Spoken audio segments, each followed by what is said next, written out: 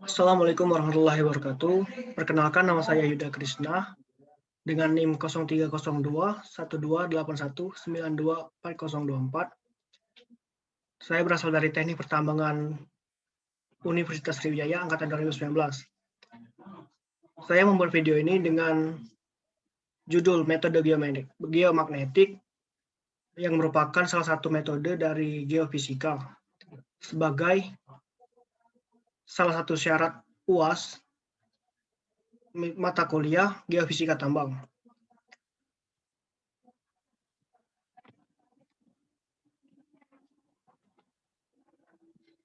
Baiklah, subbab yang ingin saya bahas adalah pengertian geomagnetik, instrumen metode geomagnetik, metode akuisisi data geomagnetik, dan pengolahan dan interpretasi data. Yang pertama itu pengertian geomagnetik. Metode geomagnetik adalah salah satu di antara metode geofisika yang sering digunakan untuk survei pendahuluan pada eksplorasi minyak bumi, panas bumi, batuan mineral maupun untuk keperluan pemantauan atau monitoring gunung api. Metode ini mempunyai akurasi pengukuran yang relatif tinggi. Instrumentasi dan pengoperasian di lapangan relatif sederhana, mudah dan cepat jika dibandingkan dengan metode geofisika yang lainnya. Pada koreksi pembacaannya itu lebih praktis dan tidak perlu dilakukan. Pada umumnya, peta anomali medan magnetik untuk geofisika terapan biasanya medan total atau medan vertikal. Ini bersifat agak kompleks. Pada variasi medan itu lebih tidak menentu dan terakolisir sebagai akibat dari medan magnetik dipol yang merupakan besaran vektor. Peta anomali tersebut merupakan bagian magnetik yang terkandung dalam batuan dekat permukaan. Sejarah singkat dari geomagnetik itu dimulai pada tahun 1839, yaitu Gauss yang pertama kali melakukan analisa harmonik dari medan magnet bumi untuk mengamati sifat-sifatnya. Analisa selanjutnya yang dilakukan oleh para ahli itu mengacu pada kesimpulan umum yang dibuat oleh Gauss, yaitu yang pertama intensitas medan magnet bumi hampir seluruhnya dari dalam bumi. Dan yang kedua itu medan yang teramati di permukaan bumi dapat didekati dengan persamaan harmonik yang pertama berhubungan dengan potensial dua kutub di pusat bumi. Yang kedua itu instrumen survei geomagnetik. Instrumen survei geomagnetik ini terdiri dari 5 macam, yaitu magnetometer yang terdiri dari 2 bagian, yaitu flux gauge magnetometer untuk menghitung medan magnet vertikal dan proton precession magnetometer (PPM) yang digunakan untuk mengukur medan magnet total. Yang kedua itu adalah DGPS untuk menentukan posisi stasiun pengukuran secara presisi. Yang ketiga itu jam yang digunakan untuk mengukur waktu. Yang keempat itu kompas yang digunakan untuk mengukur arah atau penunjuk jarak. Dan yang kelima itu logbook atau peralatan pendukung lainnya. Selanjutnya itu akuisisi data geomagnetik. Data-data yang dicatat dalam survei geomagnetik antara lain, yang pertama itu waktu, meliputi hari, tanggal, dan jam. Yang kedua data geomagnetik yang berupa medan total, medan vertikal, variasi harian, dan medan utama bumi. Yang ketiga itu adalah posisi titik stasiun pengukuran. Dan yang terakhir itu kondisi cuaca dan topografi lapangan.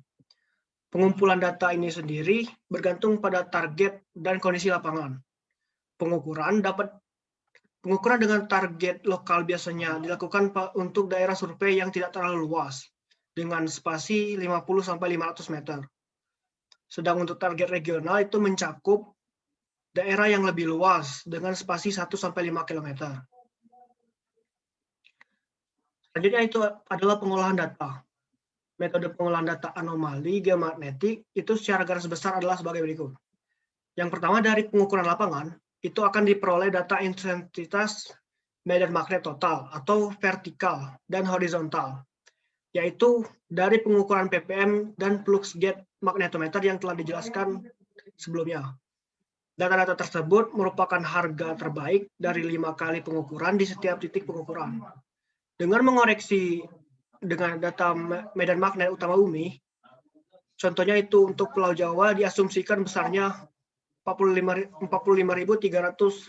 NT atau dapat menggunakan model yang dikeluarkan oleh IGRF pada epos yang bersangkutan. Maka dapat diperoleh data anomali medan magnet bumi pada daerah survei.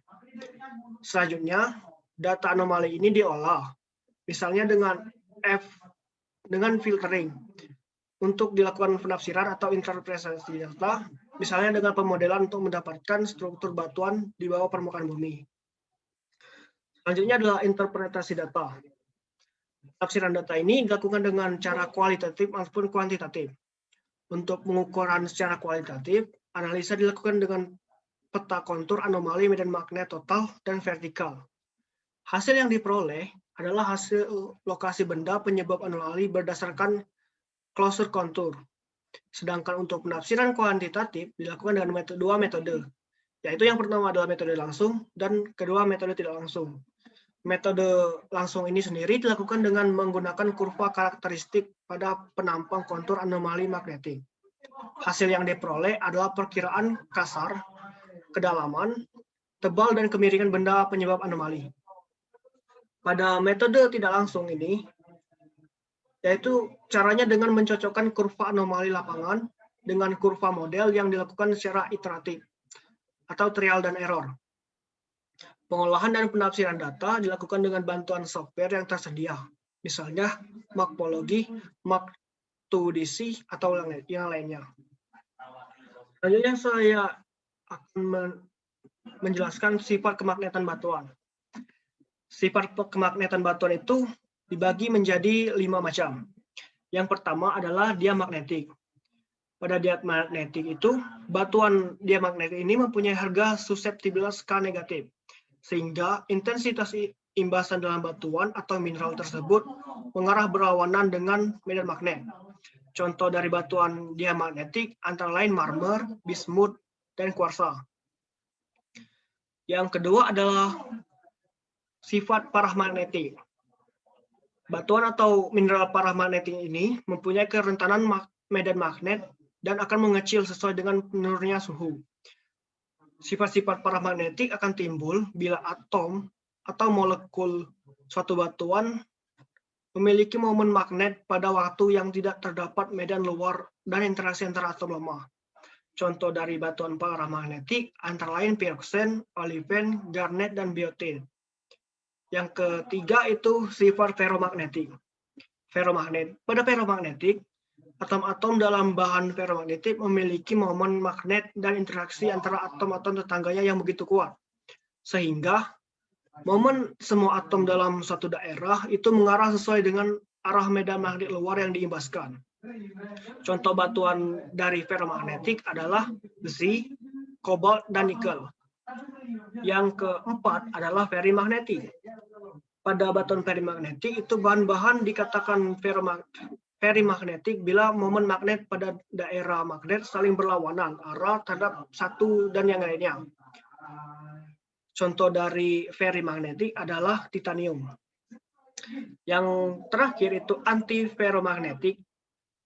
Sesuatu batuan dikatakan antiferromagnetik apabila suatu bahan atau material tersebut pada saat kemagnetan benda ferromagnetik naik sesuai dengan kenaikan temperatur yang kemudian hilang setelah temperaturnya mencapai titik Curie.